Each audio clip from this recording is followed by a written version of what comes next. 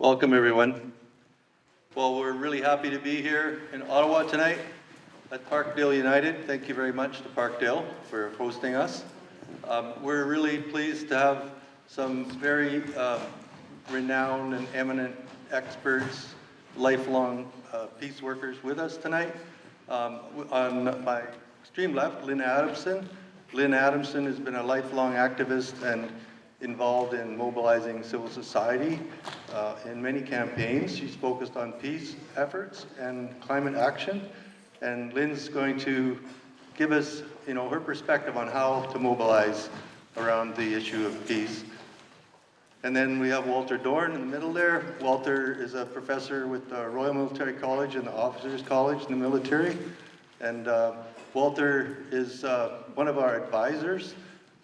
He was very key in providing us knowledge, information, advice on how we could form our message so that it would meet the need that exists, and also do it in a way which would create respectful space so we can include people in our discussions and build relationships with those that, it's difficult sometimes to do that. And then we have Neve, my extreme, right here on my left. Alex is a renowned human rights lawyer. He ran Amnesty International Canada for 20 years. He's a recipient of the Order of Canada. He's currently a professor at the Carleton University and the University of Ottawa. And Dalhousie, University of Ottawa and Dalhousie, so thank you. So what we're gonna do, Lynn's gonna start. Each speaker is going to speak for about 15 minutes. So Lynn, Walter, and then Alex. And then once they've finished, we're going to have sort of a moderated discussion between the three of them. I may ask some questions, they may question each other, interact a little bit on each of the content that they provided. And then after that, we're going to open it up to questions from the floor. And so we can carry on for a few minutes doing that. And then we're going to break and have a social time where everyone can just meet and greet, talk to each other. You can form, little clusters of conversation with our guests, speakers, and we'll just have a really great time together. So without further ado, thank you for being here, and hope you have a great time.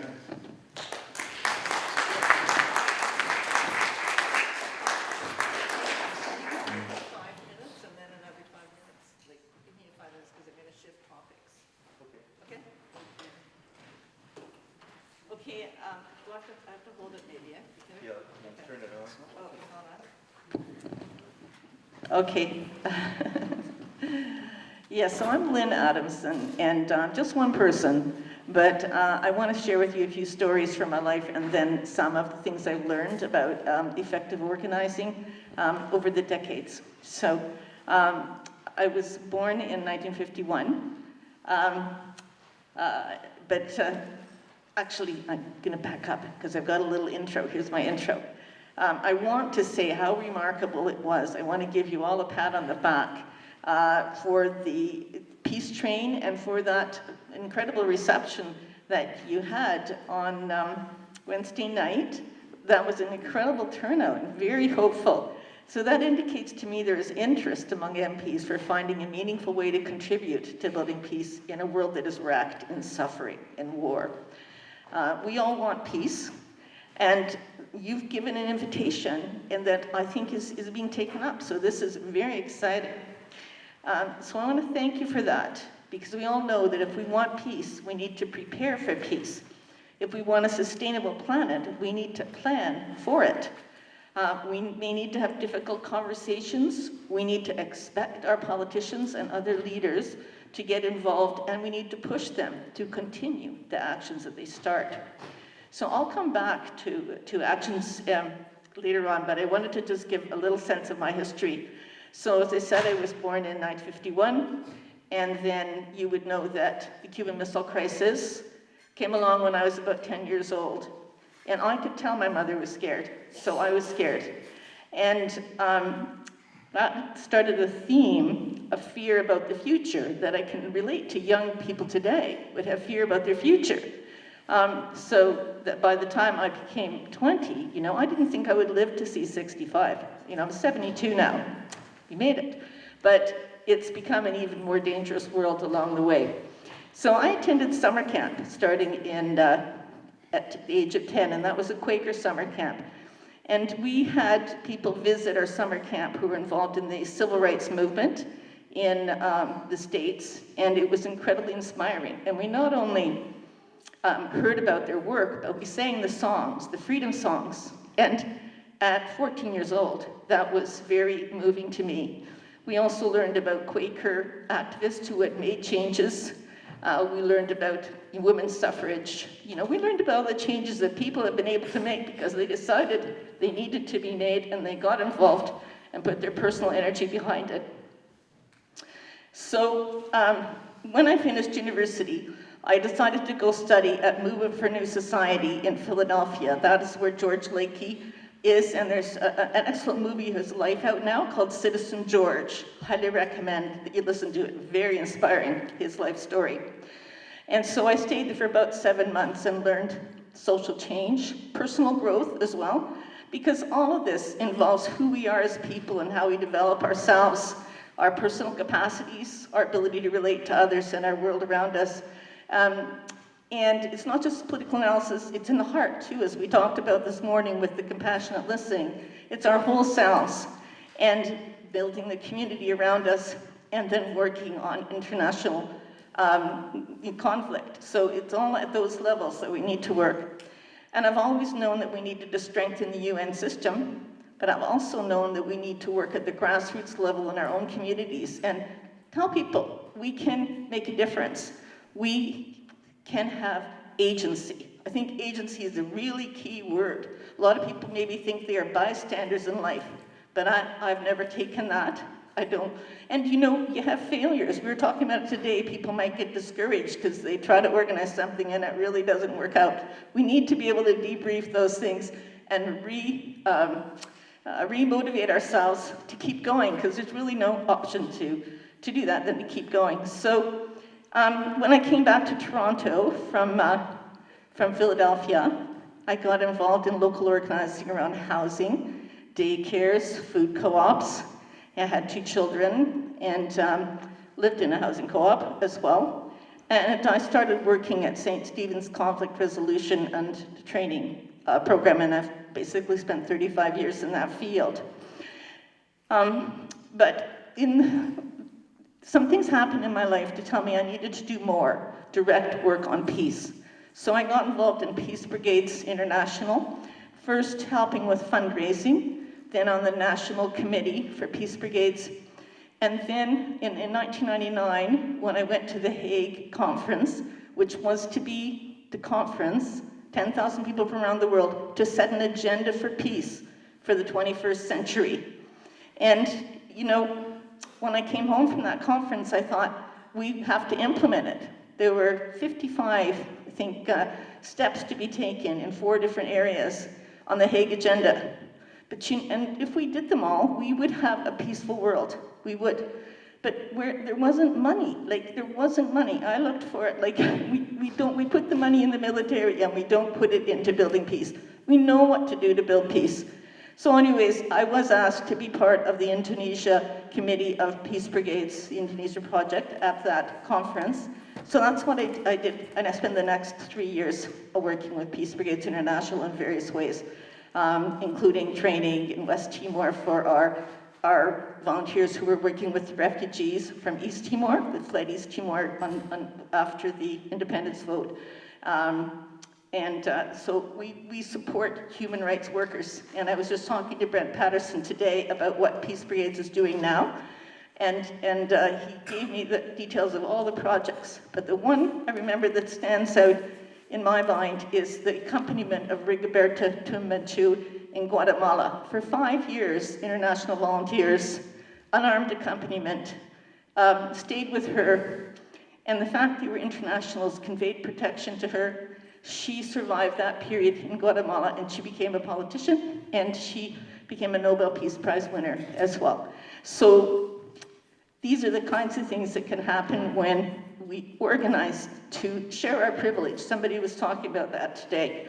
So I worked with peace brigades, and then I got involved with Nonviolent Peace Force, which wanted to take unarmed accompaniment model and grow it, and really wanted to integrate it in the UN system, which hasn't really happened, but there's been a lot of excellent projects, including Sri Lanka for many years.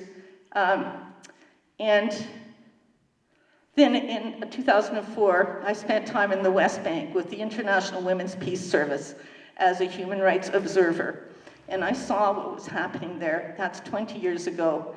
And I knew it was completely unsustainable. It was apartheid. It was a very miserable and oppressive situation.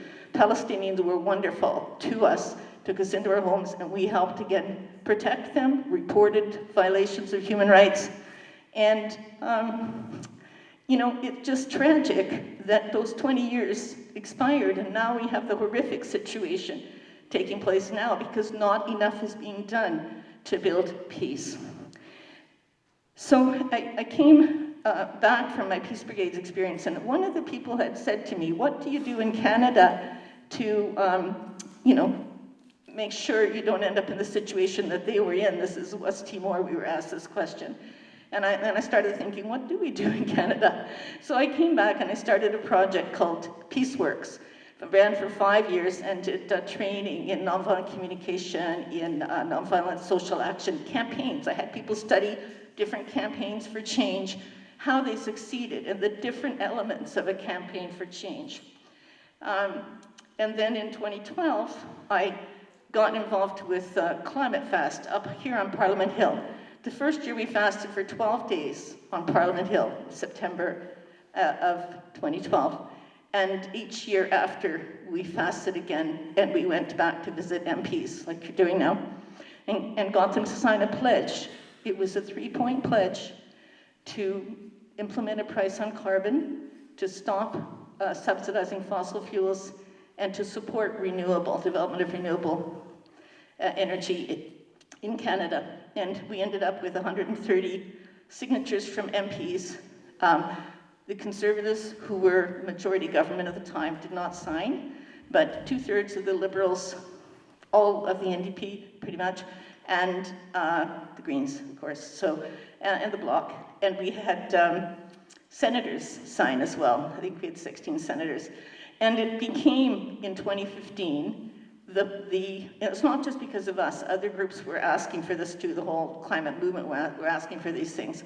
But we're the ones that actually kind of went out and sat on the hill. But they put it into their platform. And as you know, they have implemented the carbon price, which they're having to defend now. And it's an effective measure and it should stay. But it's under assault, as you know. And they haven't ended the fossil fuel subsidies, so the pressure continues.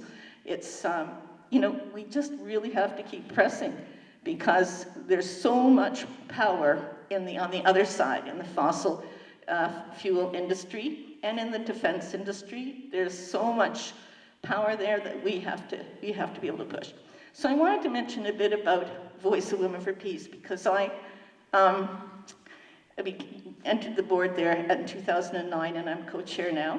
And Voice of Women for Peace started in 1960, right around the Cuban Missile Crisis, and they did this baby tooth project, you know, collected baby teeth to have them analyzed and showed strontium-90 in the baby teeth from the atmospheric tests.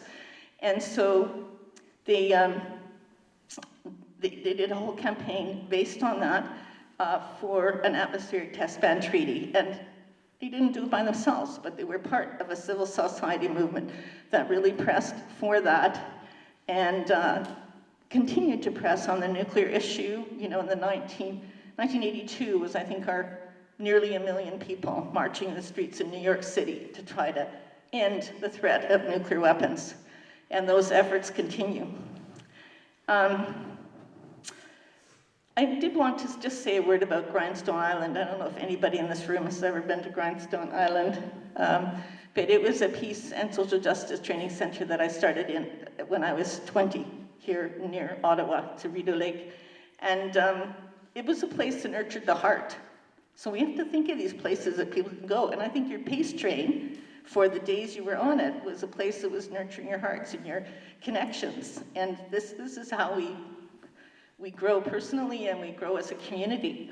And it is also where Peace Brigades International was founded in 1985. So just say that about that. So Voice of Women for Peace fought for nuclear disarmament and continues to do so, and for stronger UN systems. So we send a delegation of young women down to the UN every March for the Commission on the Status of Women, the workshops and sessions there. And we do a summer camp for young women's peace leadership. So we're very committed to nurturing that. It's very cross-generational. I do invite you to sign up if you want to be on our newsletter list, or go to vowpeace.org and sign up their newsletter, or join. It's an option. And one of my favorite people, who's no longer with us, from Voice of Women, she would say to us, you know, at home and in our schools, we support the values of inclusion and care. If somebody has special needs, we help them, we care for them, we love them. And it's only when we get into the international sphere that all of a sudden we're not caring about all those people as human beings. We're like dropping bombs on them. It's just, it becomes this power over, you know? But we have power within. We all have that power within we can nurture. We have power with each other. And then there's this power over, that dominance that is really threatening our future. Oops. Oh, maybe you can hear me anyway. Oh, there. Okay, so we need to, it doesn't want to. It's on, is it? Okay, so, yeah. We need to take those, and women in particular, it's not women alone, and our membership is not restricted to women, it's open. We want to encourage women's leadership. That's really why we exist at that level. And we want to take those values and bring them into the international sphere, the values of caring, of community, of meeting needs. And if you are in the field of conflict resolution, you know it's all about figuring out how to find common ground and meeting the needs of the parties in the conflict. And when parties come for mediation and they want a resolution, they can get a resolution. They can get it. So oftentimes, unfortunately, there are parties that don't want to come to the table because they think they can win everything they want with through force, perhaps, or, you know, there hasn't been enough pressure on them to take part. So our community around the world has to press the parties involved in conflicts to come to the table and to de-escalate. It's all too easy to escalate these conflicts, which is happening now, as we see in many parts of the world, and it's important to find those ways to de-escalate. So that's a little bit about my journey to the point where I am now, but I'll just mention that this September, I was part of I just have one copy of our little brochure here, but the Walking Together for Peace, where we walked from Pugwash, Nova Scotia, to Halifax, or what is called Chibuktuk in Mi'kmaq. And we're walking through Mi'kmaqi, really. It's Nova Scotia, but it's Mi'kmaqi territory, and we were very grateful to be accompanied by Indigenous women the entire way, who did the drumming and did the smudging every morning with us, and knew the roads and knew the areas, and took us there, took us into their homes. It was really amazing. We had 4 participants from India, walkers from India. We had a walker from Japan, an amazing Buddhist monk, drummer and chanter the entire way, and just being peace. We talked about being peace today. That was him for sure. So this was a project which, how, you know, a year ago, how did we know we could do it? And yet we came together and we did it. We were hosted in United Churches and community centers for the 2-week walk. And I had the opportunity to talk on the radio there, and I talked about the fact that Pugwash, the Thinkers Lodge, the scientific conferences that started in 1957, which were all about de-escalating the threat of nuclear weapons, signing treaties and controlling that risk. They won the Nobel Peace Prize in 1995. And then also, the Treaty for the Prohibition of Nuclear Weapons won the Nobel Peace Prize in 2017. And one of our members, Setsuko Thurlow, who was in the Hiroshima bombing, was present in, to receive the Nobel Peace Prize along with the, pardon? Yeah, Chiza Hibakusha, which is survivor of the bombings, who continue to work tirelessly, and they've actually recognized another group this year with the Nobel Peace Prize from Japan. They're trying to, before they die, they're getting elderly now, they really want us to abolish nuclear weapons so no other community will have to live through that. Just shut up. Yeah. How am I doing for time? Oh. Okay. You haven't given me any warnings there, so I've got to switch over to, Resolution 1325. That is a UN resolution that is all about including women in peace building. It's not influencing enough decisions as far as I'm concerned, but we keep pushing forward with it. That is their resolution.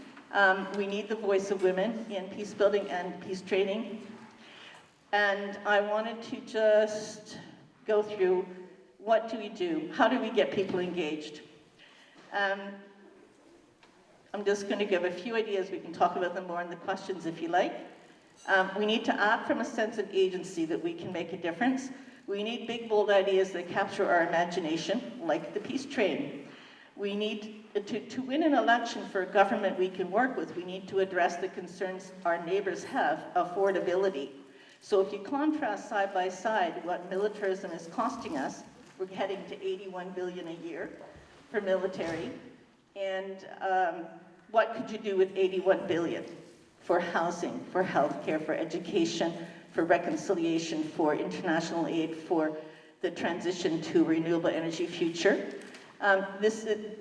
We're being asked to put in 2% of GDP to NATO, or not to NATO directly, but under NATO's direction, to and that 2% GDP, that's exactly what we need to do our climate transition, our transition off of fossil fuels so we can have a world that's habitable. And that is at risk now. The COP talks, the climate talks, are just wrapping up, and they haven't achieved what we need in terms of a just sharing of world's resources to, of the rich world's resources to those countries who need help with the transition. And they keep saying we haven't got enough money. Well, where is the money, folks? We have enough money for what we agree that we need, and we need to put that voice in that that's what we need. So we need to provide people with enough information they can get involved. We need to understand that we need to show them how basic needs could be better met with peace. Thank you, Lynn. I think we need to move on. We could carry on the discussion after to go deeper. Yep, because we need to get on to Walter and Alex. So thank you very much.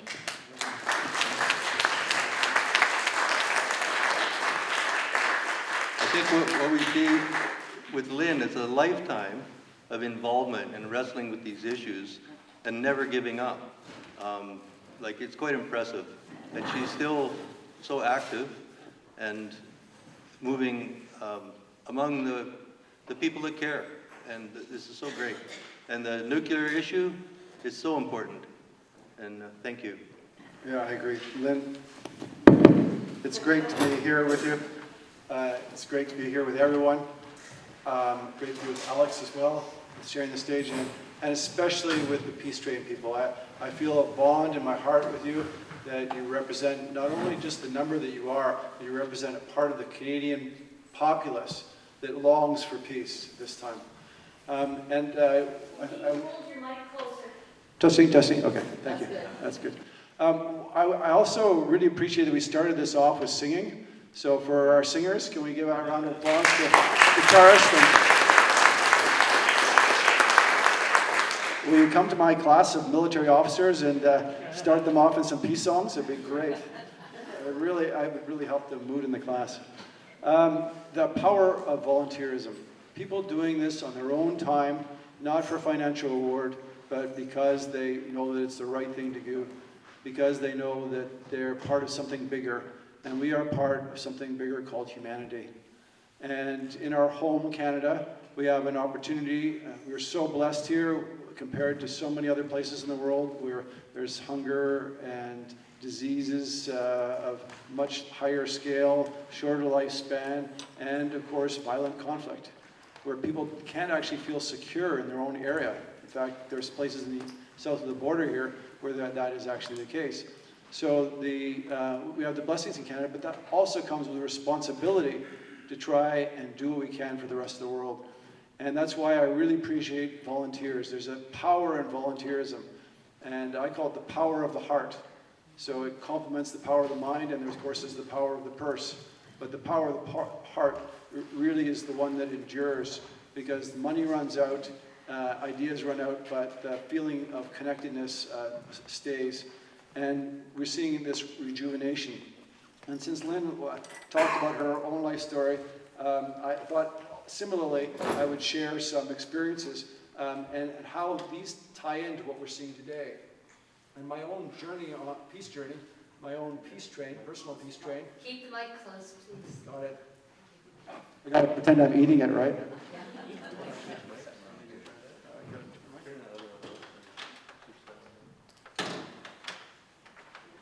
Oh, this one turns.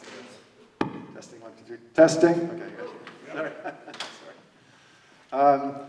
I was starting off as an undergraduate chemistry and physics student, and I was very keen to try and understand the laws of the universe through science. But testing. Okay, sorry. There's a bit of science and technology that needs to be improved here, but I'll adapt.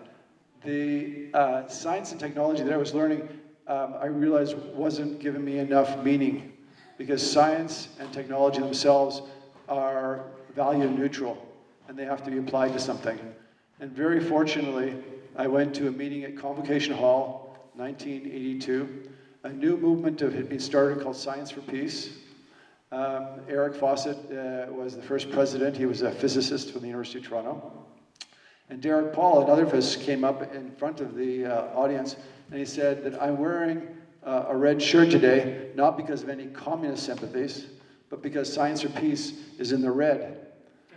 And he called out for donations. So I was a starry-eyed undergraduate student, and I wrote him a check, which subsequently bounced. But it was a very good, the intentions were good, and it actually turned out to be very good, because I started talking with him. And then I knew that Science for Peace had applied for status at the United Nations with the Department of Public Information. And I went down to the UN and I was doing a tour, as a tourist, and I phoned the people up in the glass tower at the Secretary building and asked, how is that application going from Science for Peace? And they said, oh, we're so sorry, we misfiled it over the summer, we had some help, and they did the mistake, and we're gonna get right back to it. So I went back to the University of Toronto, and there were about 40 professors all gathered, and I said that the application was back on track, and somehow they really appreciated that, and I had done nothing.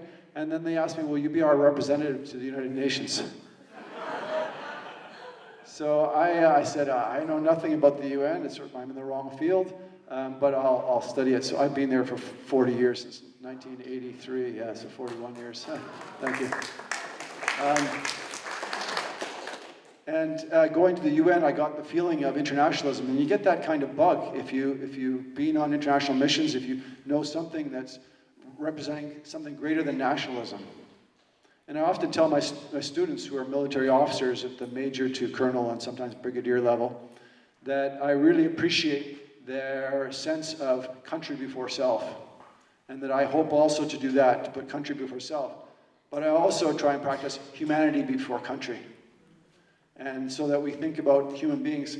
And I was very fortunate to be at a conference for the last 2 days in Kingston. We had an address from the Chief of Defense Staff today, and it was on human security. And the value of human security is that it applies to all human beings, irrespective of nationality, race, color, creed. It's human, like human rights. And so it's something that you have to be concerned about the whole world. And I saw a big disconnect between what our militaries we're saying and thinking NATO, NATO, NATO, national security, but not thinking about what it means for human security, which means UN, UN, UN, peace operation, not war fighting, but peacekeeping. It means that we have to take into account that human beings around the world, even in areas which are we hardly ever hear about, but the people there also need protection. And when I hear about the 2% that's required that's being called for by NATO for its members to provide 2%, and by the way, Canada is the sixth largest spender in NATO, with their defense budget now at $30 billion. We need another $20 billion to get to the 2% mark. But when I hear the 2%, I'm always want to say the 0.7% that we had committed to for development. What about that? We're less than half that. So whenever you hear 2%, you can always come back with what about the 0.7% or all the things that Lynn was mentioning about the need for affordable housing, et cetera. Could you repeat 0.7% for? Of GDP should be provided to development for foreign assistance. This was a commission established by the UN, chaired by Lester B. Pearson, made this proposal in 68, 69, and it's for what nations should contribute. And some of the Scandinavian countries do that. They go over 1%, but we were down 0.2 something, at least the last number that I heard. So the journey continued with going regularly to the UN and being part of Science for Peace, and so it turned my mind towards how could science be used for peace. And I was very fortunate that at that same lecture at the University Convocation Hall, which brought in 2,000 people, came to the lecture, and the mayor of Toronto was introducing it, and it was a massive disarmament movement, the beginnings of the disarmament movement there in North America and Europe. And we saw at that meeting the presentation of an idea of an international satellite monitoring agency for the United Nations. And I was so intrigued about satellites, and that time only the superpowers and a few other countries had actually the capacity to launch satellites. And I was thinking about how the UN could use this capacity. And John Polanyi was a chemist at the University of Toronto who gave the presentation on that. So I started writing a bibliography on it, and then I did an interview with him. He won the Nobel Chemistry Prize in 1986, but this was back in '83, so it didn't have world fame at the time. And he went back to Europe for the Nobel Peace Prize in 1995 when it was given to the Pugwash movement. And he was chair of Canadian Pugwash at that time in the 80s, from 60s and 70s and 80s. And John Polanyi became my mentor, and it was my last course I took for him in graduate school, was reaction kinetics and dynamics chemistry. But very much looking at a kind of example of how you could use science for peace. And I took that up and then wrote a book about satellite reconnaissance. And then I went on to PhD, and it was thanks to an institute here called the Canadian Institute for International Peace and Security, CIPS, headed by Jeffrey Pearson, the son of Lester B. Pearson. And I was, the research director told me, you might want to apply for some grants. And I said, I'm in this chemistry and physics. What can I do in this area? I said, well, I just let you know that there are funds available. So I decided to look at chemical weapons detection. And thanks to CIPS, and this ties in with creating a new CIPS now, I was able to get scholarships, justify why I was playing hooky from the lab and in the library studying books about history and about peace leaders. And because of that, I was halfway through a PhD and I realized, oh, I'm in the wrong field. So I decided, I was thinking of going to getting a PhD in political science, but it would have been too much work. So I struggled to get the degree, but when I did, I was already had an office in the international relations program, working on international relations, and that is the power of volunteerism. The fact that I was doing thousands of hours because of the passion, because of the heart, the mind was learning, then I was able to get a job in international relations. But the director of the international relations program said, Walter, your degree is in the wrong area, you'll never get a professorship in this area. And I said, I'm going to take that as a personal challenge. So it did take me 5 years. I ended up working at Sandia National Labs, the place that does nuclear stockpile stewardship in New Mexico for the U.S. nuclear stockpile. And I was fortunate enough to work on how to do conversion projects for science that were being used in nuclear and how they could be used for peaceful purposes in peacekeeping. But the itch to actually get out in the field was so strong that I became a UN volunteer and went to East Timor, which you mentioned, Lynn, to be an electoral officer.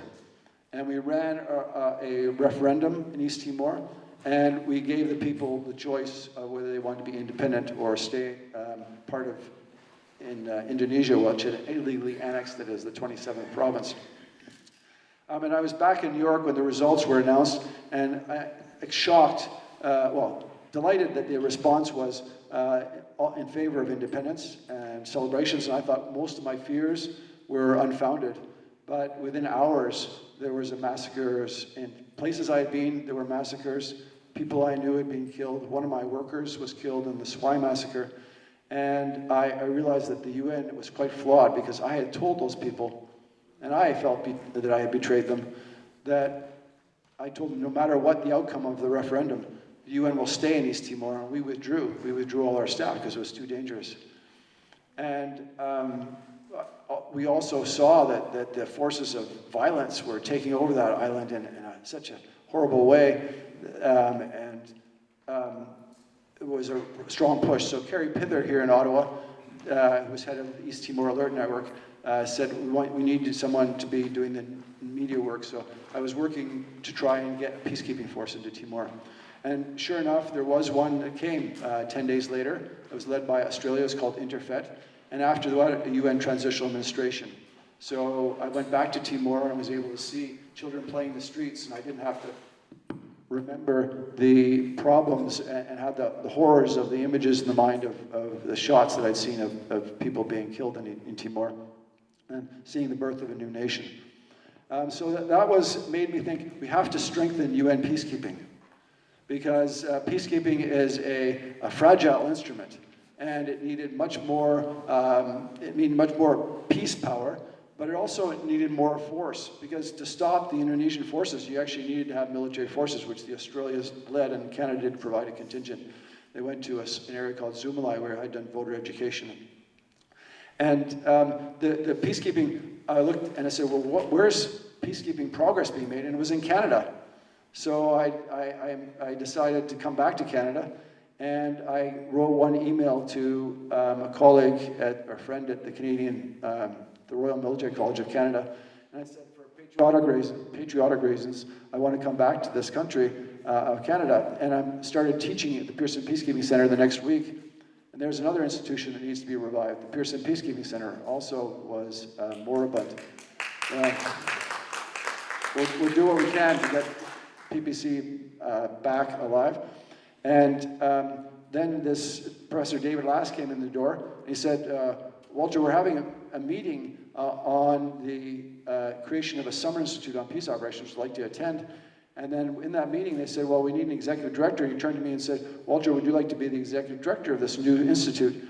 And I said, that's a really fast response to my email, because I wanted to come back to Canada. He said, what email? I haven't read my email in over a week, and it happened to be the same person who offered me the job as the one person I'd asked to come back to Canada. So I came back to Canada to be able to be with this progressive country that was doing all this work for peacekeeping. And guess what? We didn't do anything. We did a mission in Ethiopia, Eritrea, but then after that, we had no rotation of forces, except once in Mali in 2018. And it was just, the decline was so spectacular that it really has been a big disappointment for me coming back to Canada. I was based in the Peace Studies program at Cornell at the time. And I've been trying ever since to try and get Canada back to doing peacekeeping. And I've spoken to every CDS. The current CDS was Jenny Carignan, was my former student. She definitely knows my views on that. I even asked her a question this morning about why does Canada, as a nation that promotes women in peacekeeping, it's one of Chrystia Freeland's major achievements as foreign minister, was creation of the ELSI initiative. Why does Canada have a total of one woman military in UN peacekeeping? Just one. And the total number of peacekeepers is 31, 21 of them being military, 10 police. And so we're at 5% of our deployment, of military deployment is women. And that's not meeting the UN target of 21. So it's really embarrassing for a country to go out and promoting women in peacekeeping and then having such a bad practice. So yeah, I've got to wrap up. Let's go to just what we can demand. I mean, morally demand, and they're not demands that are unreasonable. The reestablishment of a center for peacekeeping operations, whereby military, police, and civilians, and I taught at the Pearson Peacekeeping in several courses, they can go and meet together. Right now, there's no place in Canada where you can get military, police, and civilians together for training. So establishment of something like the Pearson Peacekeeping Center, re-establishment of the Canadian Institute for National Peace and Security, such a valuable resource. And then on issues, getting back into peacekeeping. We once had 3,000 peacekeepers deployed in the field. Now we have 30. Why are we down at 1% of what we were before in a world that desperately needs peacekeeping? So there's so much to do. My heart is with you. We'll continue to work, hopefully passing this inspiration on to future generations so that we can keep the flame of peace burning in our hearts so that our fellow human beings around the world can benefit from the wonderful country that we have as Canada, that it can once again reawaken to its capacity to make a solid contribution to peace. So I say, keep going, keep rolling, peace train.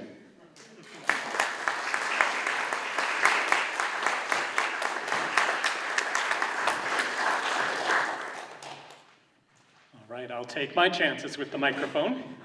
I just want to begin by saying how amazing it is to be up here and look out and see all that blue.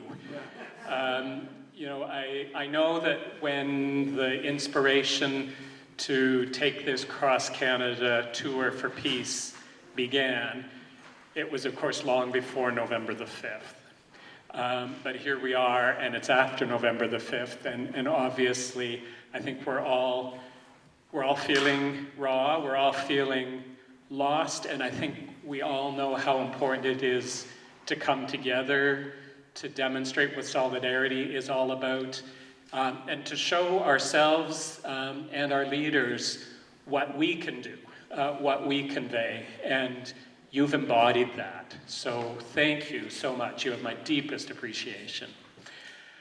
I've been asked to kind of share some, and they're going to be all over the place, reflections largely around the sort of three words: Canada, human rights. And I think I want to explore that through a question. I'll pose the question now, I'll come back to an answer at the end. But the question is, keeping up or losing ground? I think Walter already knows the answer. And I think it's a really key question that we Canadian social justice, human rights, and peace advocates absolutely need to keep in mind. And certainly, with peace being the particular theme in the air right now, that relationship in particular between human rights and peace could not be more interconnected and interdependent.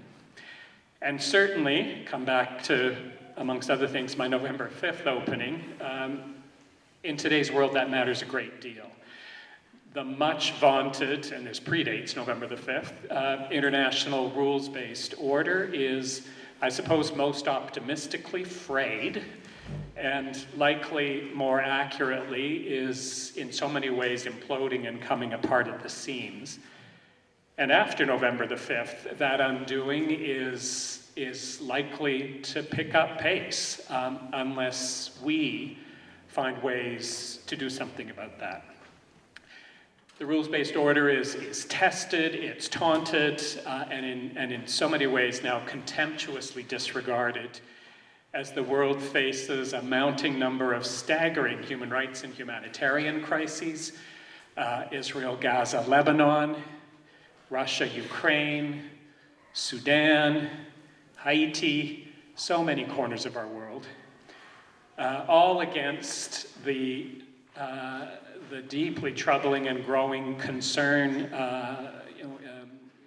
higher than it's been in a long time about the possible use of nuclear weapons in our world.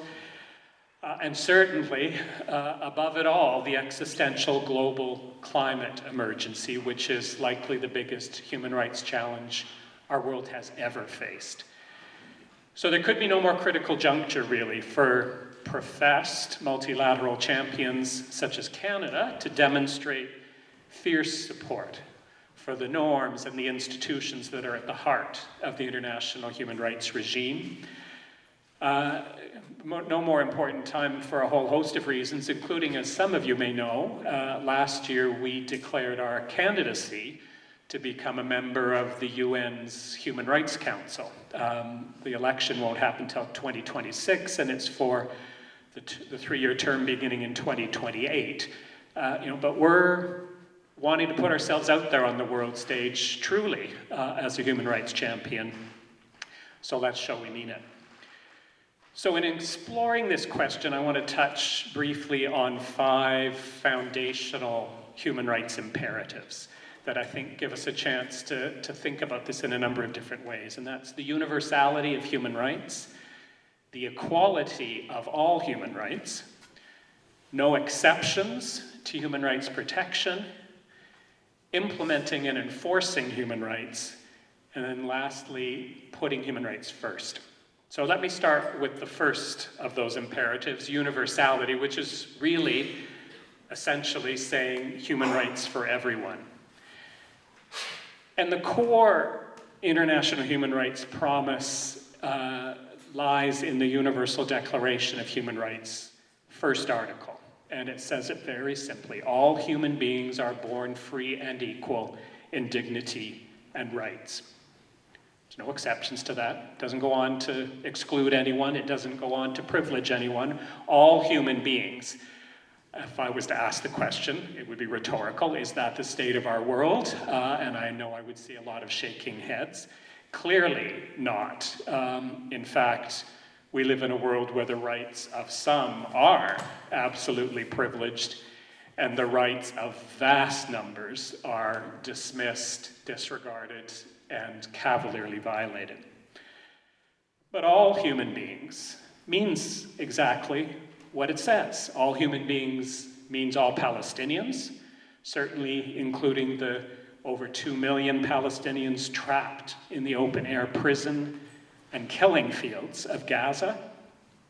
All human beings means the people of Sudan, of Haiti, of Yemen, whose struggles and plights seem completely forgotten and overlooked. All human beings means refugees and migrants compelled to take dangerous journeys across the Mediterranean, over the Rio Grande, out into the Bay of Bengal, just to seek safety. Canada's contribution to keeping refugees safe? Well, we've given the world our disgraceful Safe Third Country Agreement with the United States, initially negotiated with the Bush administration, defended even as the first Trump administration mounted a full-out assault on refugees and migrants, and then even expanded under the Biden administration so that it now covers the entirety of the Canada-US border. Well, that is likely about to be tested like never before under Trump too, if significant numbers of refugees and migrants in the United States head north to avoid Donald Trump's impending deportation nightmare. And Minister Miller has already signaled ominously to us by saying, not everyone is welcome here. All human beings includes Indigenous women who continue to be disproportionately killed across Canada. All human beings means Muslim women in Quebec, whose rights have been trammeled for crass political reasons by the Legault government. All human beings means trans youth, whose rights and safety are being eroded by dog whistle politics in provinces such as Alberta, Saskatchewan, and New Brunswick, with the odious notwithstanding clause of our Charter of Rights in play in some instances. All human beings means just that, all. And let's all hold on to that. Imperative number 2, all human rights matter equally. The companion to delivering human rights universally to all people is that all human rights are of equal importance. Article 2 of the Universal Declaration says everyone is entitled to all the rights and freedoms set forth in this declaration. All the rights and freedoms. Yet many governments around the world, and this absolutely includes our own friends, at federal, provincial, and territorial level, explicitly insist that some rights, namely those that we generally refer to as civil and political rights, are the real rights, while others, which we often refer to as economic, social, and cultural rights, they're of lesser standing. That's really for budgets, not for courts. Consider the position taken by the federal government when it comes to access to essential life-saving health care for undocumented migrants. A courageous woman, some of you may know this case, named Nell Toussaint, mounted an incredible legal challenge seeking just that over a decade ago. The Canadian courts at every level let her down.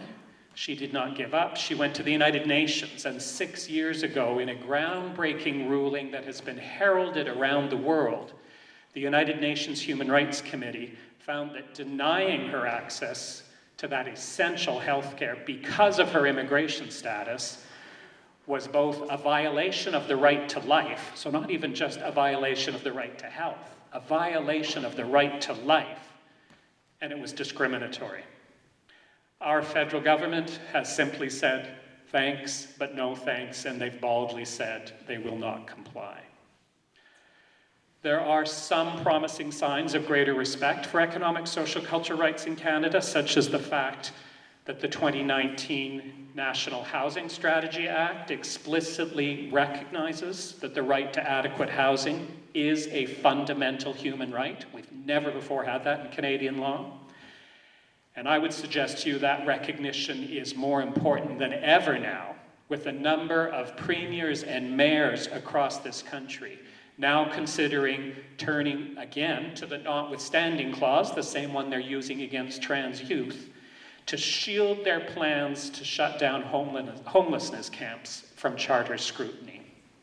Canada and human rights. Imperative number 3, no exceptions and no excuses. Protecting human rights is not just when it is easy or popular to do so, or when it's cheap to do so.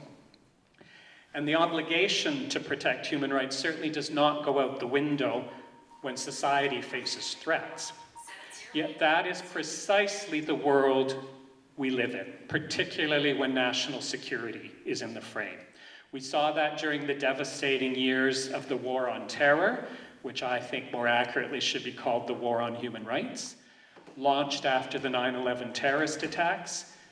Suddenly, countries of all complexion were justifying torture, secret detention, disappearances, discrimination, unfair trials in the name of security.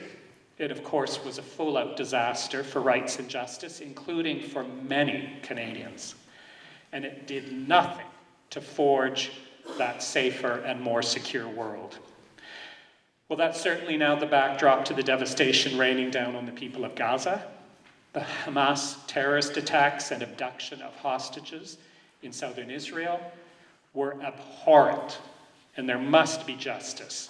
But that does not come at the expense of the most fundamental international legal norms around civilian protection and human rights, and a military campaign that has now led the International Court of Justice, a number of UN experts, and legal scholars all over the world to talk of the obligation to prevent genocide. I traveled to northeast Syria last year with a civil society delegation that was able to access camps and prisons in the region, which are home to over 60,000 foreign nationals locked up there, more than half of them children. They've been held without charge, trial, or any means of even trying to challenge their detention for over 7 years. Swept up because they were in northeast Syria when ISIS, Daesh, was thankfully defeated by Syrian Kurds, with backing from the US and allies. They are in northeast Syria for a whole host of reasons. A 7-year-old child who was born there, a woman who was trafficked there, Yazidi refugees who fled there, and yes, militants and radicals responsible for unspeakable ISIS atrocities. Yet we forego a strong justice-based response that holds those responsible for crimes accountable and ensures that those who were themselves victims or played no role in carrying out abuses are protected and freed. As you may or may not know, at least 15 Canadians, including 6 children under the age of 14, remain there, imprisoned and abandoned by our government. The women have been told by federal officials that their children can return to Canada, but they cannot. A cruel policy that would countenance ripping families apart, a lesson I thought we had learned in Canada. The government maintains it is their unfettered discretion and prerogative to decide whether to provide consular assistance, whether to repatriate Canadians facing human rights violations abroad, that there is no legal obligation to do so. Surely it is time to recognize that justifying human rights violations in the name of security protects neither. We are not insecure because we have been too lenient when it comes to human rights.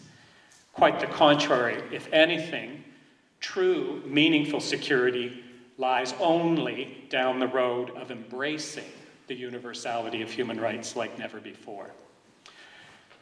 Imperative number 4, implementation and enforcement must be taken seriously. Rights without compliance, rights without accountability, rights without remedies, I would suggest to you that if that is what is on offer, we might as well admit that rights are going to remain illusory. The mountain of treaties, declarations, resolutions, and principles in our world grows weekly, sometimes daily. Concrete action living up to those promises, almost non-existent. There has been the groundbreaking establishment of the International Criminal Court, which seeks to hold individuals responsible for the very worst international crimes, genocide, crimes against humanity, war crimes. And as many of you likely know, Canada was, past tense, a leader, particularly in early days around the International Criminal Court. More recently, that support has been uneven, enthusiastically cheerleading ICC investigations into Russian abuses in Ukraine and against the Rohingya in Myanmar, but certainly no fan of the ICC's investigation of abuses in Palestine and Israel. Earlier this year, in fact, Canada disingenuously criticized the ICC's prosecutor for what the Prime Minister, the Deputy Prime Minister, and the Foreign Affairs Minister, quite a trio, all described as troubling equivalency in pursuing arrest warrants against both Hamas and Israeli leaders. The implication seemingly being that Israel should be exempt from ICC accountability. Well, this story has, of course, moved on in the last couple of days. Those warrants have been issued. And we've now had the slightly more encouraging comments from Prime Minister Trudeau and Minister Joly indicating that Canada, and I quote, abides by all the regulations and rulings of the international courts. The implication, though certainly not made explicit, is that we would, as we are legally obliged as parties to the ICC, enforce arrest warrants if those leaders or others whose arrests may be sought as part of this investigation were to end up in Canada. Could have been a bit more emphatic. That's global enforcement and implementation. Let's circle back to the home front as well. Here we often run up against federalism. which has long stood in the way of effective international human rights implementation in Canada. Indigenous peoples' organizations and civil society are tired of that excuse. UN human rights experts are tired of that excuse. But we hear it all the time. A case in point is our inexplicable failure for more than 20 years now to sign on to an important UN treaty dealing with torture prevention. A treaty that is all about prison inspections to identify the conditions that lead to torture and hopefully stomp that out before it happens.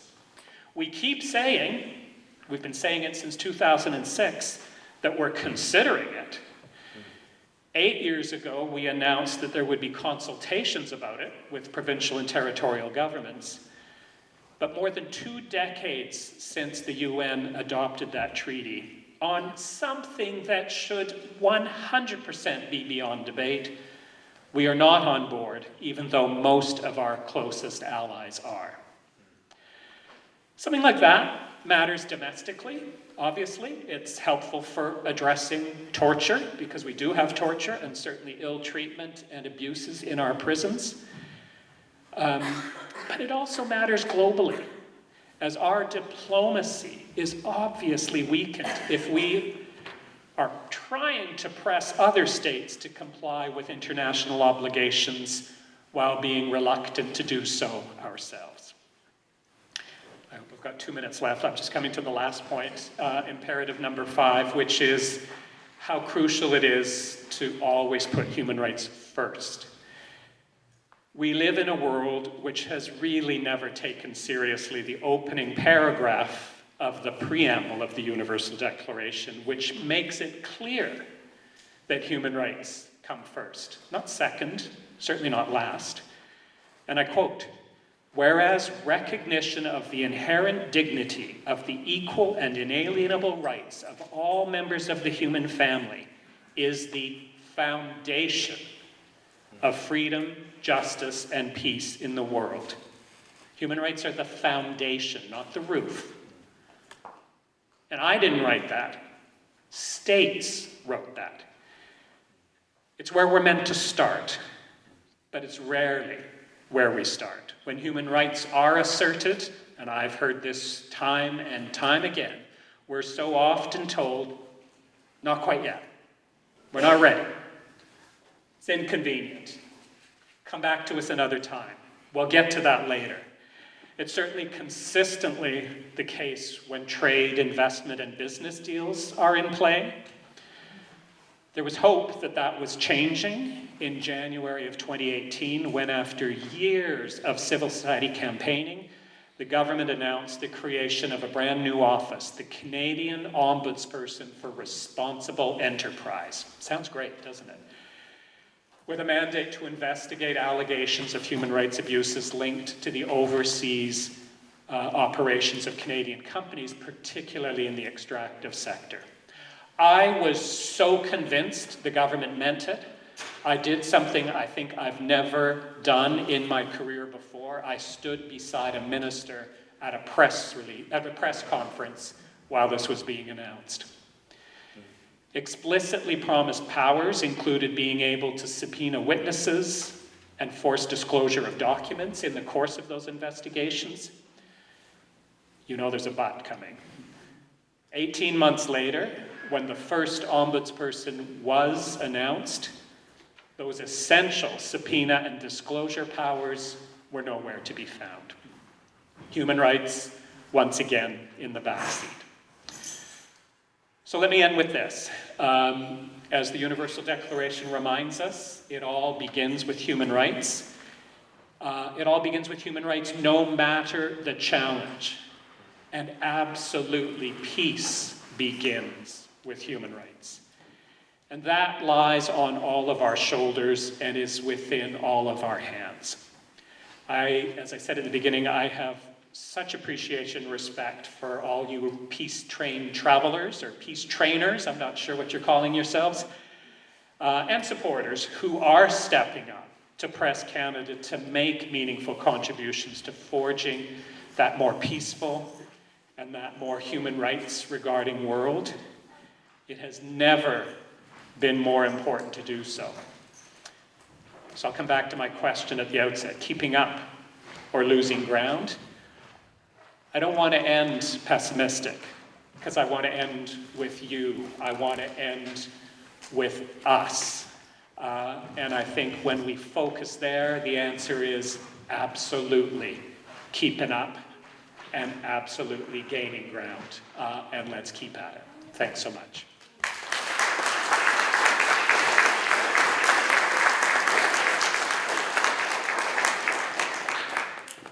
Thank you, Alex.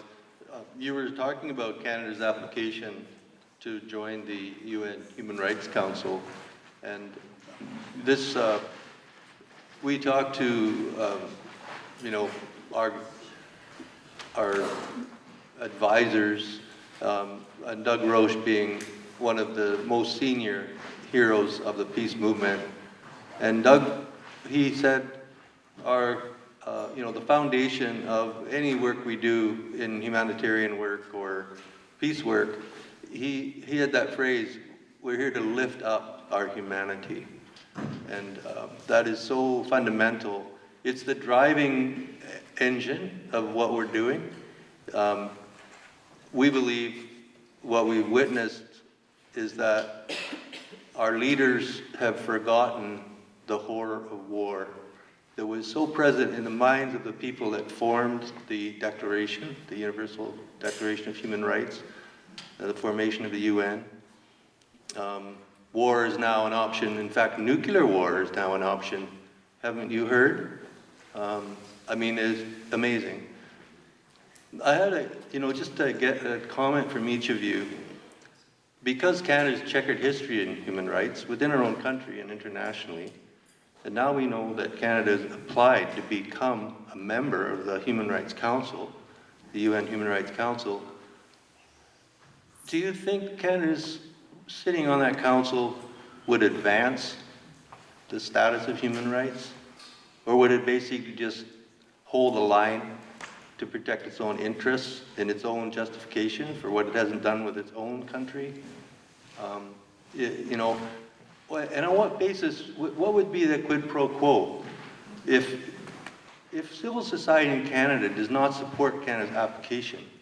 In fact, if there was a movement in Canada to actually discredit the application because we don't believe our own country is a suitable applicant, on what basis could the government respond that would change our mind?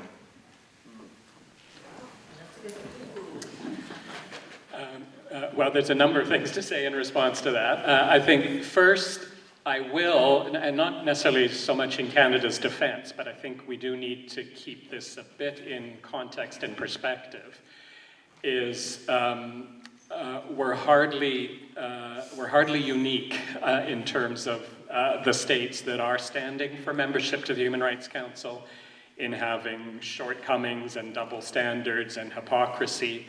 In fact, there's 47 members of the UN Human Rights Council, and right now that includes China, it includes Sudan, it includes Eritrea. So there's countries on the Human Rights Council right now whose hypocrisy and blatant violations of human rights, it's always hard to make these kinds of quantifiable measurements, but obviously far surpass our concerns as Canada. I think the other thing is, at the end of the day, unfortunately, even though this was not the intention when the Human Rights Council was set up, the way states have approached the question of membership, there were supposed to be active, lively, robust elections for these posts, but they're now pretty well always just coming forward with clean slates. So the year that we are standing for election, there will be 3 seats open for what is known as the Western Europe and Other group, which includes Western Europe, Canada, the United States, and some others. And right now, there's only 2 countries standing for those 3 seats. There will be a third that comes along by the time of the election in 2026. I would not be shocked, but I would be somewhat surprised, though, if a 4th comes forward. so we're on. So I think rather than focusing too much on mounting an effort or a campaign to keep us off the council, let's focus our efforts on holding Canada to what membership on that council should involve, and on both levels. Number one, that we absolutely should be using those 3 years to advance our own human rights record. You know, you make your strongest contribution to human rights in the world by carrying it out and modeling it yourself. But then also, and here Canada has a pretty decent record, we should also look at the ways we can be leveraging the kinds of things we want to see Canada do internationally during that term on the council as well. What kinds of issues should they be championing? What kinds of resolutions should they be advancing, etc. So while I share the skepticism and even cynicism that goes with this, maybe we need to kind of dig deep and think of the ways we can nonetheless take advantage of it as an opportunity. Well, Alex is the real expert on this. When I share his views, it would be a positive step if Canada were to be on the council, but it's far from sufficient. So we should reiterate, being on the council means we should actually be a good example and then specify all the ways, including many of them that Alex dealt with in his speech, where we could be a better example. So it does provide us with a reason to be able to ask more from Canada, but since itself is a positive step, I think it would be detrimental to our perception if we were being against that.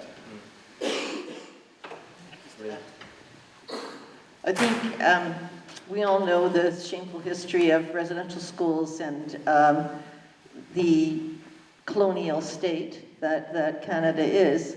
And, you know, the UN developed the UNDRIP, you know, UN Declaration of Rights for Indigenous People, and Canada signed, and that includes the right to say no, you know, informed consent.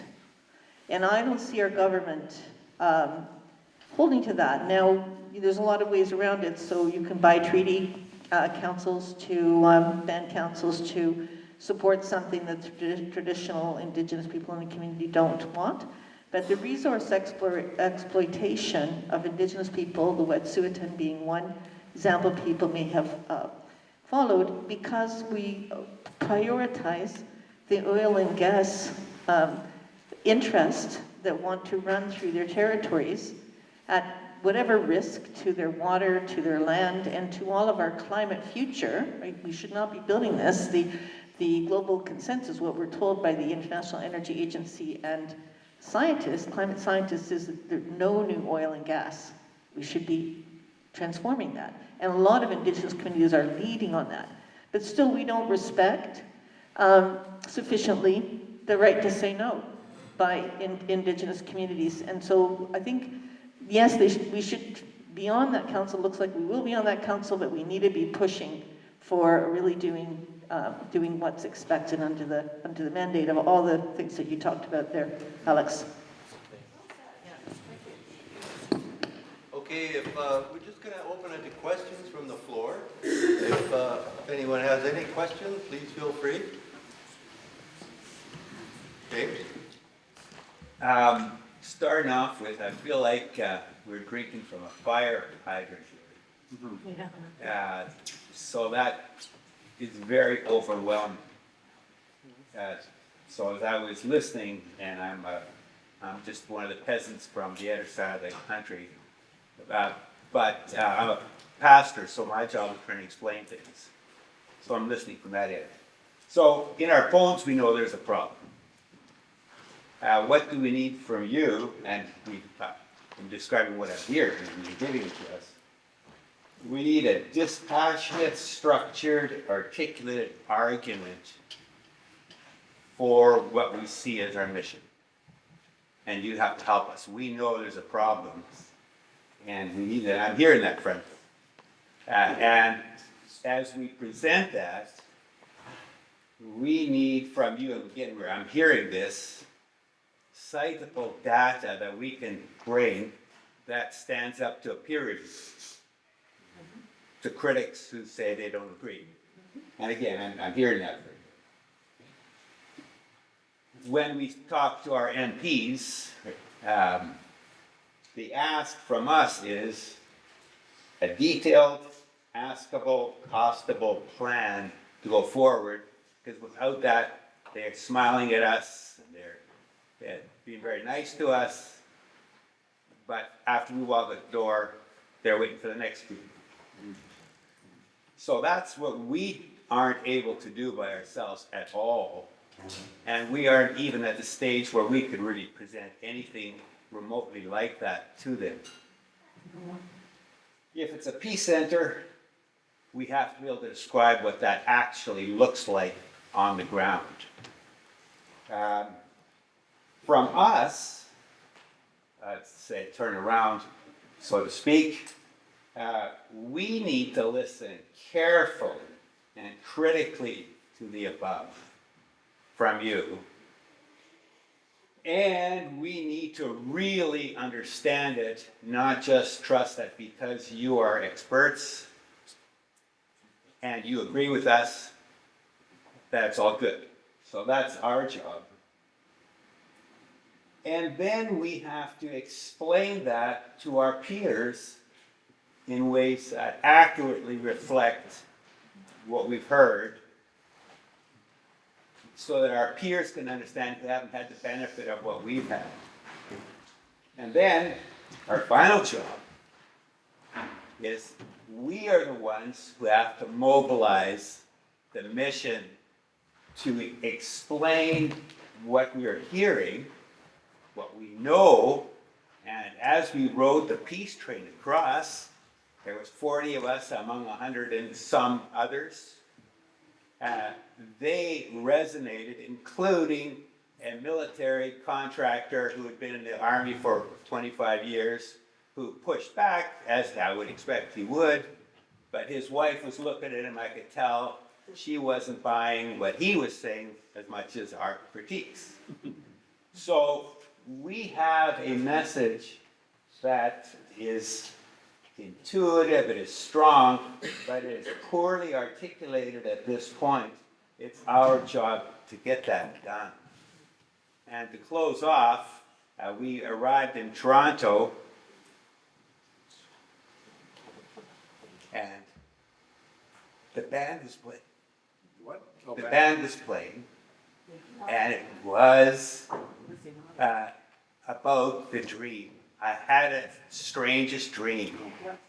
Stuff comes from visions, and we need the musicians and the artists to spell that out for us. So thank you so much. I'm totally overwhelmed. I got on the train on a request, and I'm not educated in any way of any of this. But maybe that perspective is also important as we try to articulate it. So thank you. I'm honored to be here. Newark? Thank you very much for the discussions tonight. My question is this. A lot of us think we know what's right, we know what the answers are. But a big piece of it is what the world of psychology says, the world of psychiatry says, what the world of anthropology says. And I'm wondering if any of you have ever worked in your work with a psychologist or a psychiatrist or an anthropologist by your side, advising you on what's happening in terms of why people are doing the things that they're doing, why they're saying what they're saying, and how to get to the point that you want to get to in negotiation. Have you ever had that subject matter expert right there with you advise that? Anybody? I know we reached out to Wade Davis, but I think is he one of our official advisors? Not really. I mean, he's one of our heroes. But we haven't had the pleasure of interacting with him on this project. He's very supportive. We did have initial response in connection with him, but he's been otherwise engaged.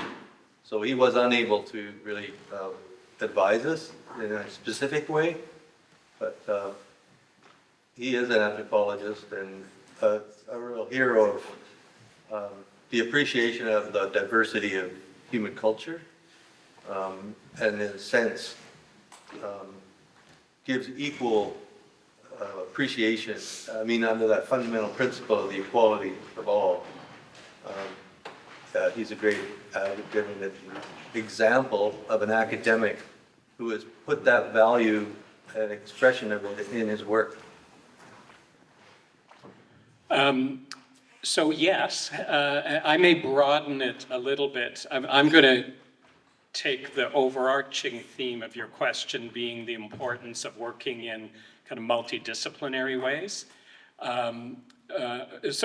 First, with respect to the three vocations you've highlighted, I'm not immediately thinking of an instance where I've worked closely with an anthropologist, but I certainly have in many instances worked very closely with both psychologists and psychiatrists in two different contexts.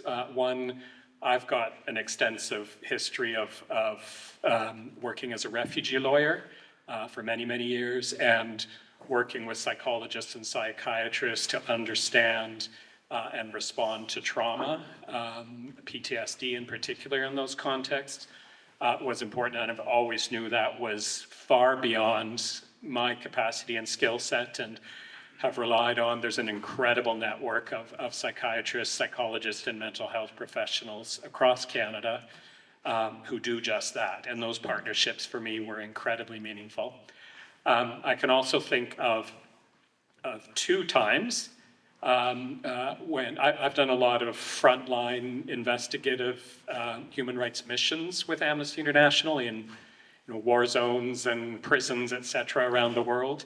And I can think of two times on those missions that a psychologist had joined us because we were doing some work on that particular mission, focusing on some very difficult dynamics in a very dangerous refugee camp.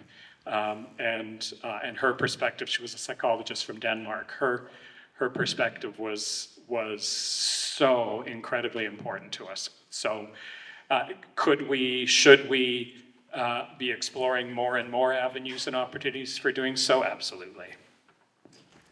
Yes.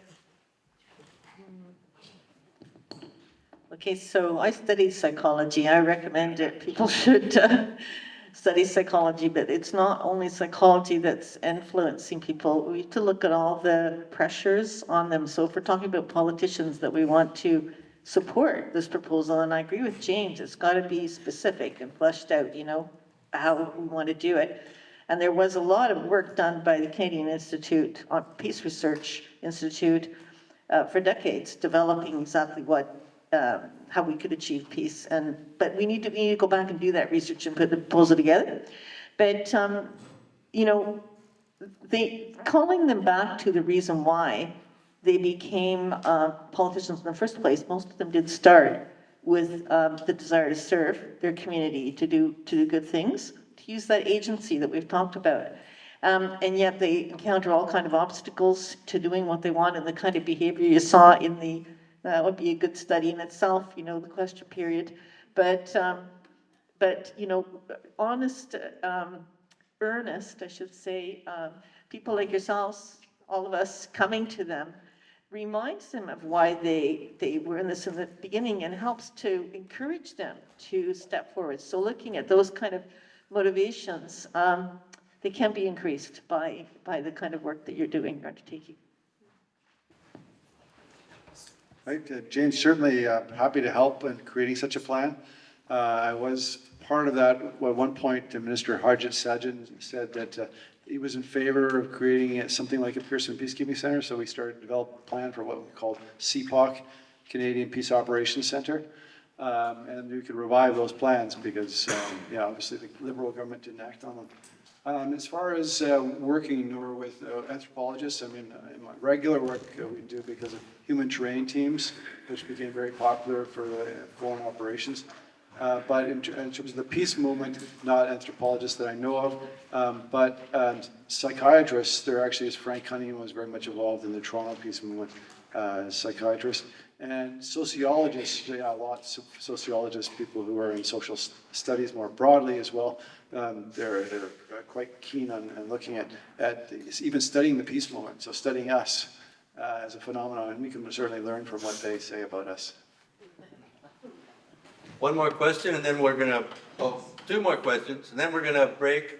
So take the time to engage with our speakers, in an open and free discussion. We have refreshments starting to be served. So we'll have, Miss, did you want to? It's a comment really that the question of psychiatry and sociology and anthropology and all that seems very relevant to what's going on politically. Like in the US, I have the benefit of being a dual citizen with US and Canada. And I feel like in some ways we have those echoes here, we have those imprints, we can't avoid it.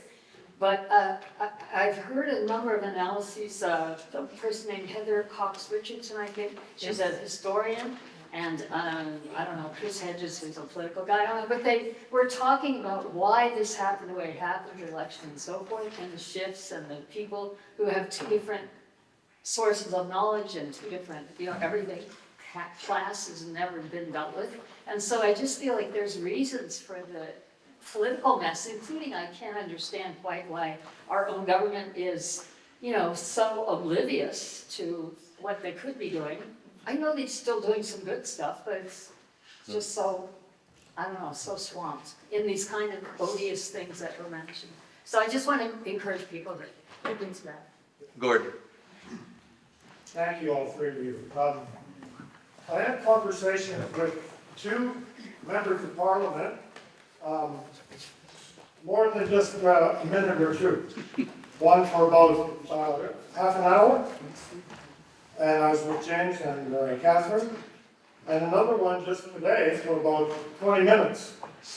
And both of them spoke about Canada being in a financial crisis. Never mind the kinds of decisions they're talking about today with the GST over Christmas. Put that aside. The point that they raised was, so you want to create a structure, something like the Pearson Center. There's no money.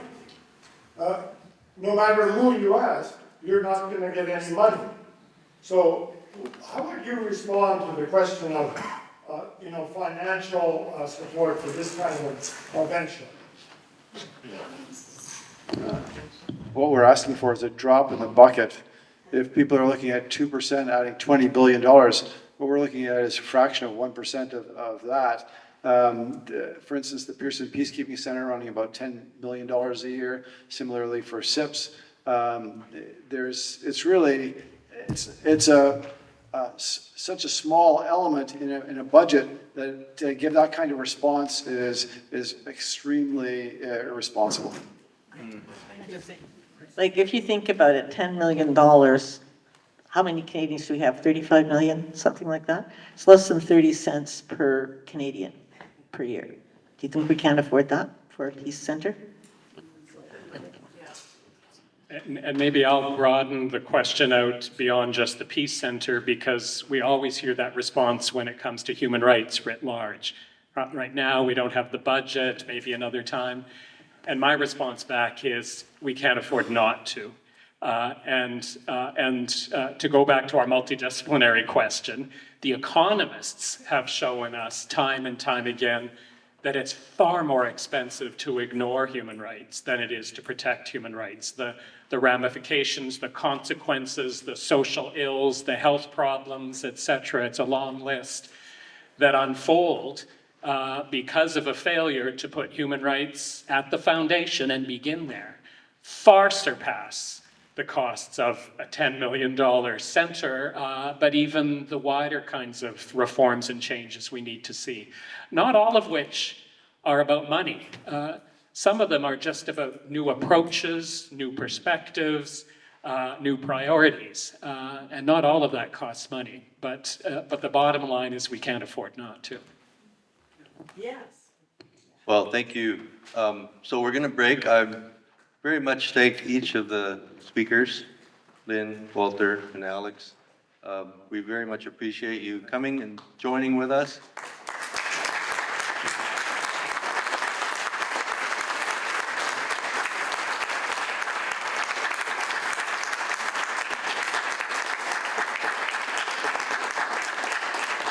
And as we talked before we got on the train, we came to Ottawa and we want to go home with relationships. And I think we've achieved our goal and very much appreciate the beginnings of our relationships together with these three fine people. Thank you.